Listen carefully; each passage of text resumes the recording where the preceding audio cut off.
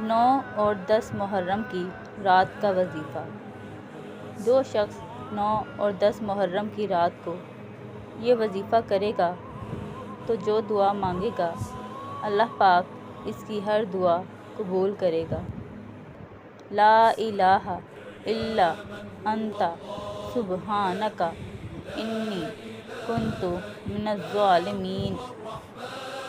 نماز عشاء کے بعد اپنا مقصد ذہن میں رکھ کر سر سجدے میں رکھ کر اول و آخر 3 مرتبہ درود ابراہیمی پڑھ کر 40 مرتبہ آیت کریمہ پڑھ کر اپنے مقصد کے لیے اللہ پاک سے دعا کرنی ہے۔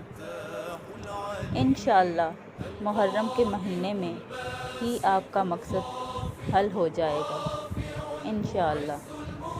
السميع البصير الحكم العدل